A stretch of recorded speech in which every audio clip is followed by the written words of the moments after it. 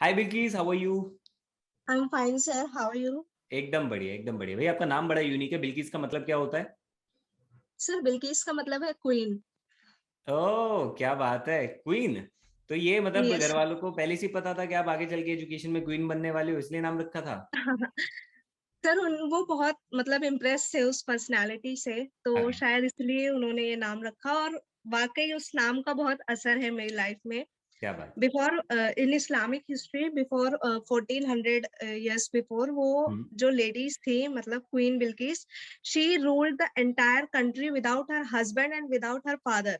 हम्म। 1400 साल पहले वो एक बहुत ग्रेट एग्जाम्पल थी वुमेन एम्पावरमेंट का। ओके। कूल, बहुत बढ़िया, बहुत बढ़िया, वेरी नाइस। तो बिल्किस क्या करते हैं आप अभी? Tell me about sir your person. मैं प्राइमरी टीचर हूँ। मैंने असिस्टेंट टीचर की पोस्ट से पढ़ाया हुआ है इन एनडीएमसी स्कूल। ओके। और सर्वोदय विद्यालय में भी मैं पढ़ा चुकी हूँ। अभी मैं परमानेंट प्लेसमेंट के लिए प्रेपरेशन कर रही हूँ। ओह लवली। चाहे वो Delhi subordinate service selection board में हो जाए या फिर केंद्रीय विद्यालय संगठन में हो जाए, मैं दोनों में ही लगी हुई हूँ करने। और कल ही मेरा केंद्रीय विद्यालय में इंटरव्यू हुआ है। अरे वाह, क्या बात है। मैं भी केवी से पढ़ा हुआ हूँ।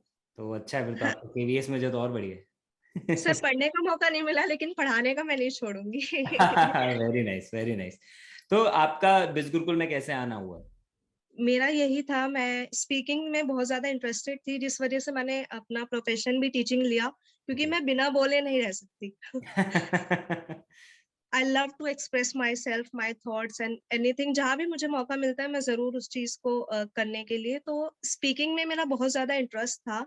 स्कूल टाइम से मेरी टीचर ने मुझे बताया कि मैं एक अच्छी स्पीकर और बन सकती हूँ। ओके। तो उसी के साथ मैंने स्पीकिंग स्टार्ट की। लेकिन स्कूल में सर ये होता था, जैसे किसी कंपटीशन में गए ना, तो टीचर हमें स्पीच तैयार करके दे देती थी। हम्म। लेकिन बाद में जब स्कूल खत्म हुआ, अब वो मेरी हैबिट बन चुकी थी कि मुझे हर जगह पार्टिसिपेट करना है। स्कूल खत्म हुआ तो कहीं ना कहीं ये रियलाइज हुआ कि अब कंटेंट मुझे खुद बनाना पड़ेगा। ओके। क्योंकि हर जगह यही डिमांड थी कि जो भी आप प्रेजेंट कर रहे हैं वो सेल्फ कंपोज होना चाहिए। अदरवाइज कॉपीराइटिंग का इशू हो सकता है, कोई केस कर सकता है। क्योंकि सर मैं बड़े प्लेटफॉर्म्स पे जाती थी, like national level, state level, इनमें पार्टिसिपेट करती थी, तो बहुत जरूरी था कि सेल्फ कंपोज मैं कुछ लिखना सीखूं। ओके। तो इस मोटिव के साथ कि मैं अपनी राइटिंग स्किल्स को और स्पीकिंग स्किल्स को दोनों को इम्प्रूव करूं, मैंने इन्फ्लुएंस मास्टरी को चूज किया, क्योंकि उसमें कॉपी राइटिंग, कॉन्टेंट राइटिंग और स्पीकिंग तीनों ही कोर्सेज थे जो मेरे को बहुत ज्यादा हेल्प कर सकते थे। राइट। वहां मुझे बहुत हेल्प मिली, और अब मैंने राइटिंग स्टार्ट भी की। सीखने के बाद सबसे पहले मैंने कंटेंट राइटिंग कोर्स किया, हम्म। उसको इम्प्लीमेंट किया। सर आप बिलीव नहीं करेंगे, मैंने पहली पोएट्री लिखी और उसको नेशनल लेवल पे फर्स्ट प्राइज मिला। वाह, congratulations. And I got to know कि वो आपको मिला था from our MP member of parliament mister हाँ, Manoj Tiwari. Yes sir, mister Manoj Tiwari थे। और कथक की बहुत बड़ी फेमस पर्सनालिटी है मिस नालिनी और मालिनी जी, जन्नत टू की हीरोइन है शायद, ईशा गुप्ता, उनकी मदर भी थी वहां पे। ओके। तो ऐसे दो तीन ग्रेट पर्सनालिटी थी जिनके थ्रू मुझे मिला था। ओके।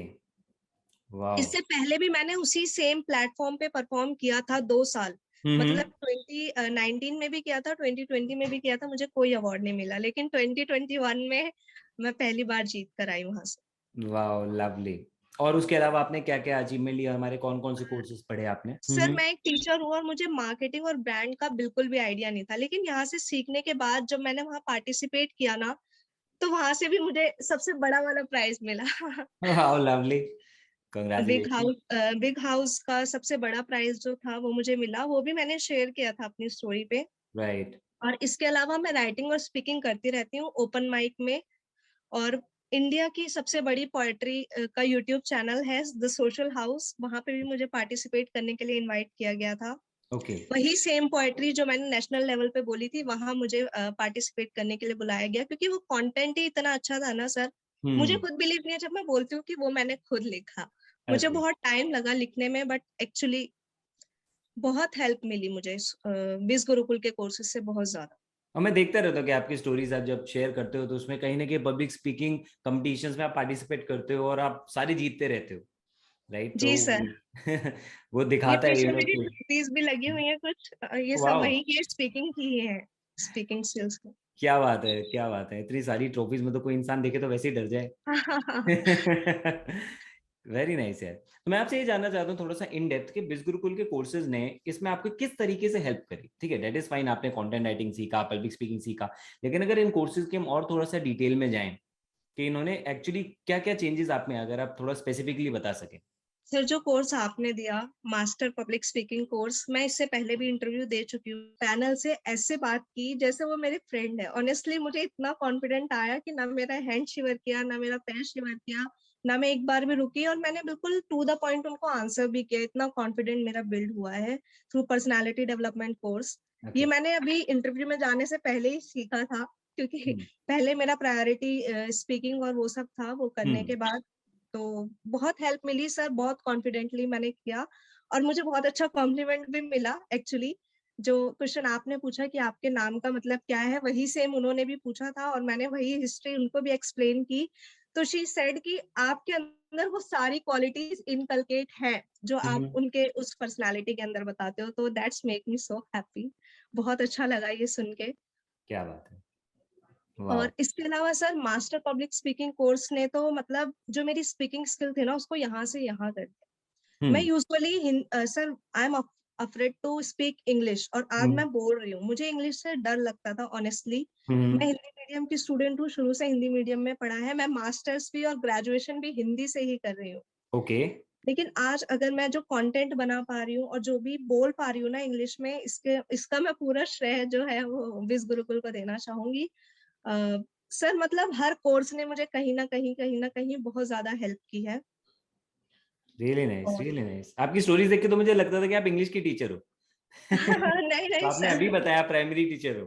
सर मैं प्राइमरी टीचर हूँ, और एक्चुअली मैं हिंदी मीडियम से पढ़ी हूँ। ओके, बढ़िया। तो पब्लिक स्पीकिंग में मतलब किस तरीके से आपकी हेल्प हुई, कौन से पार्ट में आपको लग रहा था कि यार यहाँ पे मैं लैग कर रही हूँ कि sir may be. Public speaking में कहीं ना कहीं मतलब मॉड्यूलेशन वगैरह नहीं था मेरे अंदर। मैं एक ही फ्लो में चली जाती थी। कहीं मेरी जैसे एक पोएट्री भी है, पोएट्री को हम इमोशंस के साथ बोलते हैं, जहाँ जैसा इमोशन होना होता है, लेकिन वो नहीं था मेरे अंदर। हम्म। वो मैं नहीं कर पाती थी। मतलब एक ही फ्लो में जा रही हूँ, कहीं ना हम्म। कहीं वो चीज मेरे लिए प्रॉब्लम करती थी।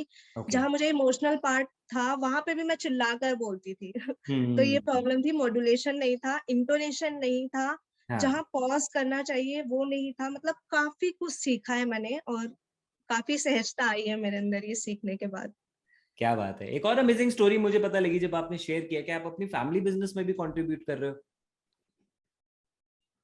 फैमिली जो है वो अराउंड 15 ईयर्स से गारमेंट्स का बिजनेस कर रही है। ओके। Garments production. और पहले मेरे फादर लेडीज गारमेंट्स प्रोडक्शन के अंदर थे, जिसमें वो डिजाइन करते थे और होलसेल होलसेल में सेल करते थे। उसके बाद अच्छा। अब पैंडमिक के बाद अब जेंट्स गारमेंट्स भी स्टार्ट कर दिया है। ओके। तो पिछले 3-4 साल से ऐसा हो रहा था सर, हार्डली 30 to 40% हमें प्रॉफिट मिल पा रहा था, क्योंकि वो ओके। होलसेल में करते थे, और ऊपर से पैंडमिक की वजह से मार्केट भी इतनी डाउन हो गई थी कि सब कुछ ऑनलाइन हो गया था। हम्म। तो जब मैंने उनको स्ट्रगल करते हुए देखा, वो रोज रात को आके बताते थे कि इस तरीके से सेल नहीं हो पा रही है, पेमेंट नहीं आ पा रही है, बहुत ज्यादा इश्यूज फेस करने पड़ रहे हैं। हम्म। तो मैंने ये डिसाइड किया कि मैं पहले डिजिटल मार्केटिंग करके देखती हूँ क्या है, क्या सीखने को मिलेगा। ओके। और जब मैंने देखा और उसके बाद रिसर्च किया ना सर, इंस्टाग्राम सबसे बड़ा मार्केट है किसी भी चीज को सेल करने के लिए। राइट। आई सजेस्ट देम कि आप मुझ पे भरोसा करो, मार्केटिंग वाला पार्ट मैं संभालूंगी। आपका काम है जो ऑर्डर आए उसको बस टाइम टू टाइम बना के देना है। ओके। कस्टमर्स अगर सेटिस्फाई रहेगा तो डेफिनेटली वो दोबारा रिपीट ऑर्डर देगा। राइट। उसके बाद मैंने प्रोफाइल मैनेजमेंट किया, अपना अलग प्रोफाइल क्रिएट किया। उसको मैनेज भी मैं ही कर रही हूँ, उसको रन भी मैं ही कर रही हूँ। और सर एक एक डेढ़ महीने के बाद, एक डेढ़ महीना हुआ, और उसके अंदर ही हमें 3 से 4 ऑर्डर्स आए। एक मुंबई से था, ओके। एक पंजाब से था, एक राजस्थान से था, और एक अहमदाबाद से था। हम्म। तो इस तरीके से सर साउथ से भी आया, कर्नाटका से भी आया। अब जो हमारा प्रॉफिट का परसेंटेज है वो मोर देन 100% है। जितना हमारा कॉस्ट लग रहा है ना, उससे ज्यादा हम रिवेन्यू ले पा रहे हैं। वाह, तो अब ऑल ओवर इंडिया ऑर्डर आ रहे हैं आपके। हाँ जी सर। क्या बात है। और अपने पूरे फैमिली बिजनेस का मार्केटिंग आप हैंडल करते हो। हाँ जी सर, मार्केटिंग पार्ट मैं हैंडल कर रही हूँ, अकाउंट मैं हैंडल कर रही हूँ। उनको बस मैंने इतना बोला ये सारी ज़िम्मेदारी मेरी है। बस आपको टाइम टू टाइम बना के देना है जैसे ही ऑर्डर आए, क्योंकि हमने ये प्रॉमिस कर रखा है कि विदिन अ वीक आपके डोर स्टेप पे जो है वो डिलीवर हो जाएगा। अच्छा काम हो रहा है सर, मेरे ब्रदर बहुत हैप्पी है और उन्होंने मुझे भी अपना जो पार्ट हुआ प्रॉफिट उसका कंट्रीब्यूशन दिया। तो बहुत खुशी हुई। चलिए बहुत बढ़िया।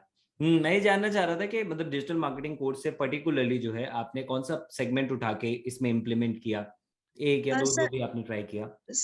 डिजिटल मार्केटिंग में वही प्रमोशन सबसे ज्यादा इम्पोर्टेंट, कि इंस्टाग्राम और सोशल मीडिया पे हम कैसे प्रमोट कर सकते हैं किसी चीज को। ओके। उसके साथ साथ सर लिखा भी मैंने उसको काफी हद तक, और लिखने के साथ साथ इम्प्लीमेंट भी किया साथ में, इसलिए मुझे इतनी इमीडिएटली रिजल्ट मिला। ओके। रिसर्च भी किया कि किस तरीके से लोग कर रहे हैं। मतलब 1 महीने का ये जो हमारा काम है ये 1 महीने से चल रहा है, लेकिन इसके पीछे का जो रिसर्च था वो दो 2 महीने से मैंने उसके ऊपर मेहनत की है कि मैं कैसे कर सकती हूँ, क्या कर सकती हूँ। ओके। तो ओवरऑल बहुत ज़्यादा हेल्प मिली है मुझे डिजिटल मार्केटिंग से, बहुत ज़्यादा। क्या सर बात। मैं ये नहीं कह सकती किसी कोर्स ने मुझे हेल्प नहीं किया। मैं जो पढ़ रही हूँ ना, वो मैं इम्प्लीमेंट कर रही हूँ और मुझे रिजल्ट जो मिल रहा है ना, वो बहुत अच्छा है, उम्मीद से ऊपर है। क्या बात है, तो अब आपका अगला प्लान क्या है, कौन सा कोर्स पढ़ के कैसे इम्प्लीमेंट करना है, कुछ बनाया आपने ऐसा? सर अभी फिलहाल मैं बहुत ज़्यादा बिज़ी थी, कुछ टाइम से एग्ज़ाम्स थे मेरे, और उसके ओके। अलावा इंटरनेशनल प्लेटफ़ॉर्म पे कंपनी पे जो मैंने वो भी शेयर किया था आपके साथ, अनदर सोर्स हाँ, ऑफ इनकम मिला था तो मुझे। एक बार जरूर बताएं, हमारी ऑडियंस को भी ये जानना का बड़ा मन होगा। सर ये म मतलब एक इंटरनेशनल कंपनी है हाँ हाँ। जो सोशल मीडिया को एक सेफ प्लेटफ़ॉर्म बनाने के लिए काम कर रही है। फिलीपींस की कंपनी है। ओके। जो फ्रॉड है या जो फेक है या फिर ऐसे कोई इल्लीगल पोस्ट वगैरह कर रहे हैं, उन सबको हटाना काम है। तो ये अच्छा। हर जगह से ना अलग-अलग लोगों को हायर कर रहे हैं। क्योंकि ओके। कुछ लोग ऐसे होते हैं जो, सर जितने लोग इंडिया में और अमेरिका में इंग्लिश बोल लेते हैं ना, इससे ज़्यादा और कहीं नहीं है। सब अपनी मदर हम्म। टंग को प्रेफ़रेंस ज़्यादा देते हैं। तो उन्हें हम्म। इंग्लिश के लिए बहुत ज़्यादा रिक्वायरमेंट होती है। ओके। तो सर इंग्लिश के लिए एक आया हुआ था मतलब रिक्रूटमेंट। तो मेरे एक रेफरेंस में थे मेरे कज़न ब्रदर, उन्होंने मुझे बोला कि आपकी इंग्लिश में अब धीरे-धीरे कमांड बन रही है, आप ट्राई करके देखो, हो सकता है कि आपको सिलेक्ट कर लें। तो वो हम्म। करने के बाद मैंने उसको मेल डाला दैट आई एम इंटरेस्टेड और मुझे ये करना है। तो उन्होंने एक असेसमेंट भेजा, कि पहले वो जनरल असेसमेंट था कि आप कितना सोशल मीडिया से जो हो जानते हो। सर मैंने उसको टाइम दिया थोड़ा-सा, और उस टाइम पे कुछ इंस्टाग्राम मास्टरमाइंड, फेसबुक मास्टरमाइंड और यूट्यूब मास्टरमाइंड, ये तीनों कोर्स मैंने बहुत अच्छे से समझा। ओके। पढ़ा हुआ मैंने पहले भी था, लेकिन फिर भी मैंने असेसमेंट देने से पहले रिवाइज़ किया, और सर यू कांट बिलीव कि अगर मैं वो नहीं पढ़ी हुई होती ना, तो मेरे लिए पॉसिबल नहीं था असेसमेंट क्लियर करना। क्योंकि वाओ। वो कंप्लीटली सोशल मीडिया से और उसके एल्गोरिदम से और जो भी है उसी से रिलेटेड था। ओह। ओके। कि कैसे आप इंस्टाग्राम पे ये पहचानोगे कि ये फ्रॉड है, फेसबुक पे कैसे हम्म। देखोगे कि ये पोस्ट जो है वो इल्लीगल है या सेक्सुअल हरासमेंट या किसी भी चीज़ से है। तो हम्म। उस तरीके से ही था, और अगर मैंने नहीं पढ़ा होता तो ऑनेस्टली मैं नहीं कर पाती। 80% मुझे कोर्स ने हेल्प किया, 20% मैंने अपना खुद माइंड लगाया, ऑफ और कोर्स, वो मेरा रिक्वायर्ड है। फर्स्ट जो जर्नल असेसमेंट था उसमें 98% स्कोर था, 98%। क्या बात है। बहुत। जनरल असेसमेंट था। उसके बाद मेरे को कॉल आई फिलीपींस से, जो हेड थे उन्होंने बोला दैट यू आर सिलेक्टेड। हाँ। अब हम प्रोजेक्ट का आपको एक्सप्लेन करेंगे कि प्रोजेक्ट क्या है। सर जो पहला प्रोजेक्ट हमें मिला था वो ट्विटर से रिलेटेड था, ट्विटर पे से हमें हटाना था लोगों को। हम्म। लेकिन ट्विटर में भी ऐसा था कि आपको फेसबुक का पोस्ट दिया जाएगा, उस पोस्ट को ओपन करके आपको ट्विटर उसका हैंडल देखना है कि वो ट्विटर हैंडल सही है या फ्रॉड है या उससे रिलेटेड है या नहीं है, मतलब हमें लेबलिंग करनी है कि ये ठीक है, हम्म। ये नहीं है, इस तरीके से। और राइट। पर पीस के लिए इसके लिए हमें मिलता, पर पीस के लिए अमाउंट मिलता, और वो ओके। भी फिलीपींस करेंसी के अंदर। और जो इंसेंटिव्स मिला वो डॉलर्स के अंदर मिल रहा है। वाह, क्या बात है। तो आपने बिज गुरुकुल के कोर्सेज पढ़ के उनकी नॉलेज को यूज करके अपने लिए मल्टीपल इनकम सोर्सेज बना लिए, सर फैमिली बिजनेस हो गया, पब्लिक स्पीकिंग हो एक्चुअली, गया। और तो उन्होंने जब प्रोजेक्ट एक्सप्लेन करने के बाद स्पेसिफिकली भी लिया सर, स्पेसिफिक टेस्ट कि इस प्रोजेक्ट के लिए आप सुटेबल हैं या नहीं है, ये चेक करने के लिए उन्होंने स्पेसिफिक टेस्ट भी लिया। ओके। और उस टेस्ट में मेरे 89% स्कोर था। क्या बात है। जबकि मैं ट्विटर, सर आज तक मेरा ट्विटर अकाउंट भी नहीं है। तो ओके। मेरे लिए वो बहुत प्राउड की बात थी क्योंकि बहुत ज़्यादा हेल्प मिली और इसीलिए मैंने उसको स्टोरी पे शेयर किया। मैं ये चाहती थी कि मैं बताऊँ एक्चुअली कि कितना मैं ग्रो कर पा रही हूँ पर्सनली और एज़ वेल एज़ प्रोफेशनली। हम्म। ये कंप्लीट होने के बाद सर फिर उन्होंने हायर किया मुझे, प्रोजेक्ट कंप्लीट हुआ। 1 डेढ़ महीने का प्रोजेक्ट था, उसके बाद मैंने वहाँ से थोड़ा-सा गैप ले लिया कि मुझे एग्ज़ाम की वज़ह से प्रिपरेशन करनी है, थोड़ा-सा गैप चाहिए और मैंने बिस गुरुकुल का काम भी अराउंड 1 मंथ से 1 मार्च से छोड़ रखा था क्योंकि 27 को मेरा एग्ज़ाम था। राइट। उसके बाद सर 27 को जिस दिन एग्ज़ाम हुआ मैं मेल अपना चेक कर रही थी, तो कंपनी से 2 और प्रोजेक्ट्स के लिए मुझे इन्विटेशन आया हुआ। वाओ, क्या बात है। जिसमें से एक फेसबुक का है और एक और ट्विटर का है, लेकिन काम थोड़ा-सा डिफरेंट है। अब उन्होंने फिर असेसमेंट लिया है, तो ओके। कल मैंने उस असेसमेंट को दिया है। अब देखते हैं रिजल्ट क्या आता है, जो भी आएगा मैं स्टोरी पे ज़रूर शेयर करूँगी। हाँ, बिल्कुल। अरे इंशाल्लाह आप ज़रूर क्लियर करेंगे। आपकी मेहनत उसके पीछे दिखाती है, आपका लर्निंग एटीट्यूड ये दिखाता है कि आप कितने ज़्यादा सीरियस हैं अपनी तो एजुकेशन को बस लेके। सीखना और कोशिश करना यही मेरा रहता है कि मैं सीखूँ और कोशिश करूँ, बाकी मुझे उम्मीद से ज़्यादा मिलता है हर बार। Very nice. वो इसलिए मिलता है क्योंकि आप तैयारी अपनी अच्छी रखते हो। हाँ है जी, ना? तो एक्चुअली। बहुत अच्छी बात है ये तो, क्या बात है यार, बहुत बढ़िया, बहुत बहुत अच्छा लगा आपसे बात करके Bilkis. Thank you so and much sir. तो जो भी हमारे लर्नर्स हैं, आप उनके लिए क्या मैसेज देना चाहोगे? सर मैं ये कहना चाहूँगी कि हार्ड वर्क करते रहो। कभी भी इससे मत डरो कि कोई भी चीज़ है ना, चाहे छोटे से छोटा काम और बड़े से बड़ा, हमें मेहनत की बहुत ज़रूरत होती है और हुँ, मेहनत के साथ कंसिस्टेंसी। अगर आज हम ये काम कर रहे हैं, कोई भी सर मतलब हमारा ही जो एफिलिएट्स है मेनली, सर उनका ये होता है 2 दिन में, 3 दिन में सेल हुई ना, चौथे दिन में वो डिमोटिवेट होकर बैठ जाते हैं। हुँ, उन्हें ये सोचना चाहिए सर जब हम कहीं जॉब जॉइन करते हैं तो हमें 1 महीने तक सेम अमाउंट ऑफ एनर्जी के साथ उठना पड़ता है, काम करना पड़ता है और 1 महीने के बाद जाके हमें कहीं सैलरी मिलती है।